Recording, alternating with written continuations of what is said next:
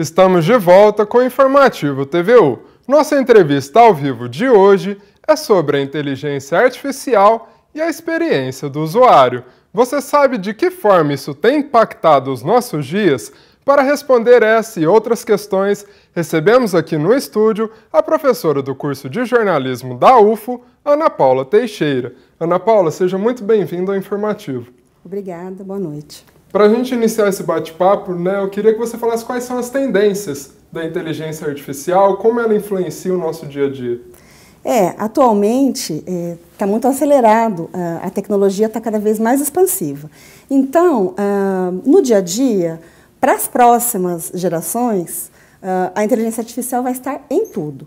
Na internet das coisas, ela deve ser incorporada em praticamente todas as atividades do nosso dia a dia, mais ou menos igual acontece com o nosso aparelho celular. Hoje, dificilmente uma pessoa vive sem um aparelho celular. Mas, assim, o que é mais interessante é que as pessoas têm alguma dificuldade de entender qual é o alcance dessa tecnologia. E aí, os especialistas entendem que é para praticamente tudo. Então, eu vou deixar você perguntar, que de repente a gente desenvolve um pouquinho mais sobre isso. E essa questão dos especialistas, muito se fala da questão da privacidade também, em relação a esse contexto todo da inteligência artificial e dos impactos dela. Como que você vê essa questão? Como que a nossa privacidade pode ser afetada, mediante ao uso dessas ferramentas? Eu acho que existem duas coisas muito diferentes. Uma coisa é o dado que você fornece para as big techs no geral, e aí inclui Google, inclui tudo, E outra coisa são as suas... Vamos para utilizar um exemplo, o ChatGPT, que todo mundo conhece, Ou a maioria das pessoas que estão usando essa tecnologia. As pesquisas que você faz ali dentro e as produções que elas dão de retorno para você, elas não necessariamente estão sendo expostas. O que acontece é o seguinte, a inteligência artificial, como é uma tecnologia muito nova, mesmo os desenvolvedores não têm noção nem do que ela é capaz de fazer, a partir do prompt, que é o comando que as pessoas dão sobre o que se pretende da tecnologia, e muito menos o que é que ela faz quando ela devolve esses dados.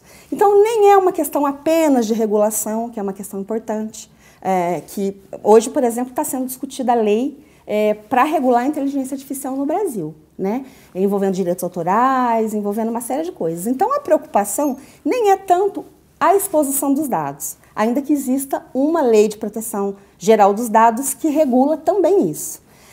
Mas, assim, para tentar ser um pouco resumida, a sensibilidade dos dados sensíveis, por exemplo, vou dar um exemplo de dado sensível, filiação política, vida sexual, dados médicos, dados de saúde.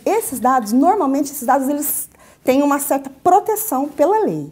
E quando, por exemplo, a Meta, existe agora uma judicialização, ela foi impedida, a Meta, que é a Big Tech do Facebook, do WhatsApp, ela foi impedida, do Instagram, ela foi impedida de utilizar os dados dos usuários para fazer o treinamento da sua inteligência artificial.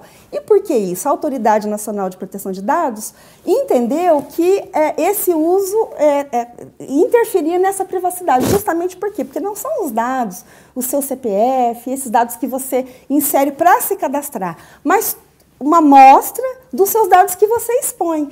E por quê? Qual é o dilema? Quando você concorda que você está disponibilizando, enfim, a sua vida ali publicamente, eles entendem que isso é uma publicização. O dado é público e, portanto, ele, em tese, poderia ser usado. Então, existe uma discussão, um dilema, em relação a esse uso e a essa proteção. E aí é uma coisa interessante também, porque, por exemplo, quando houve o Facebook... vazou, vendeu, na verdade, os dados lá em 2017, houve um escândalo conhecido como Cambridge Analytica. Esse caso, ele meio que virou história, os dados, o avanço da lei, que foi de 2018, e toda a sequência das incorporações sobre essa vigilância, elas estão agora sendo discutidas justamente isso no Senado, com essa possível regulação, que eu acho que é a semana que vem, que já vai entrar em tramitação. Então, assim, para concluir, a sensibilidade dos dados, eu entendo que, como o Gmail, por exemplo, que é do Google, não existe uma pessoa olhando aqueles dados. né? É tudo visto por máquina. Mas como não se sabe, por ser uma tecnologia muito recente, mesmo os desenvolvedores não entendem do que ela é capaz quando esse dado é devolvido para o sistema, né? E tem uma questão também da autoria, né? De quem é a autoria? Da inteligência artificial ou é sua, que conduziu com comandos para que essa extração de dados pudesse te dar uma resposta? Você mencionou um dos episódios, né, da nossa história envolvendo, né, inteligência artificial. O que episódios como esse, né, ensina para a gente? Porque muitas pessoas não se preocupam, né, concordam com critérios sem ao menos ler, né? A gente deve se preocupar com isso? Com certeza devemos nos preocupar com toda a vigilância estabelecida, né? Tem até várias obras e pesquisas falando sobre o capitalismo da vigilância, né? Porque toda vez que você quer uma facilidade, você quer um aplicativo, você quer um software que te resolva algum problema, quase sempre você tem que, em troca, mesmo que ele seja gratuito, fornecer os seus dados. E aí o dado virou uma commodity, o dado virou algo de muito valor. E a lei da proteção de dados, ela fala sobre a personalização ser algo também que deve ser protegido. A personalização, por exemplo, do seu hábito de uso, das coisas que você gosta, que é isso que as organizações, as empresas e as big techs, é isso que faz com que elas negociem. Então, quando você falou, devemos nos preocupar com isso, que nós vamos concordando, existe um movimento chamado a fadiga do consentimento.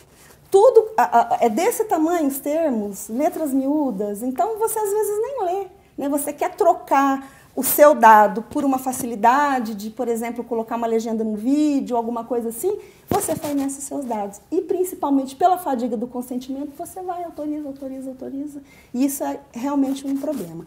Mas eu queria falar um destaque em relação à inteligência artificial, porque eu acho que existe uma dificuldade das pessoas entenderem qual é a funcionalidade da ferramenta. Isso eu acho que é uma coisa muito importante, porque ela realmente veio para revolucionar. Eu não sou alguém que sou contra, muito pelo contrário. Sou alguém que sou muito a favor, porque eu acho que ela realmente...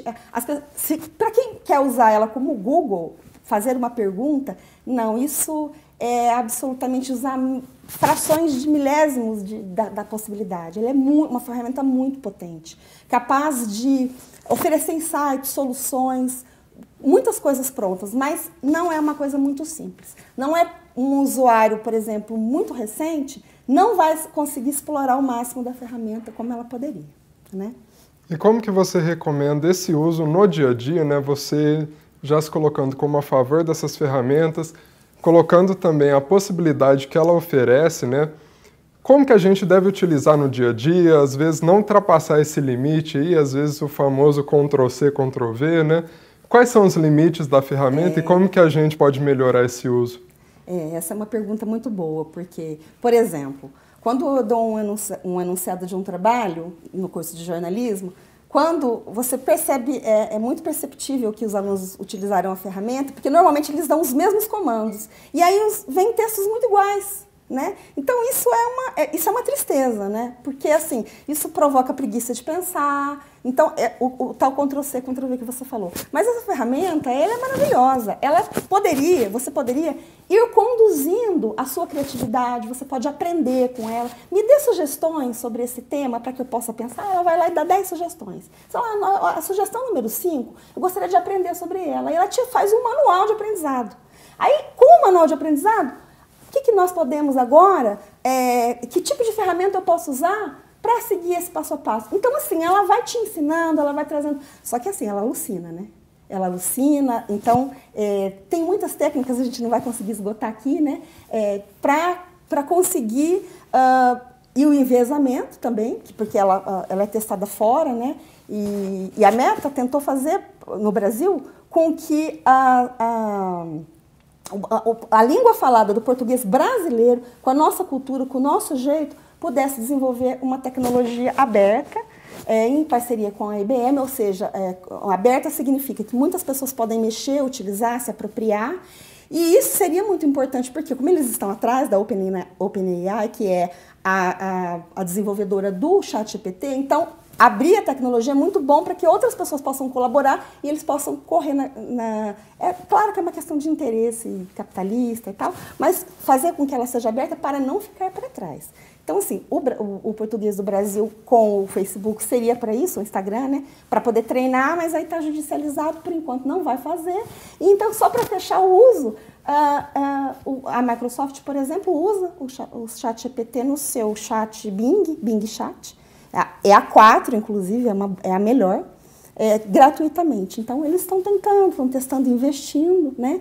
Então, para uma utilização bem feita, não é para promover a preguiça e a área de conforto.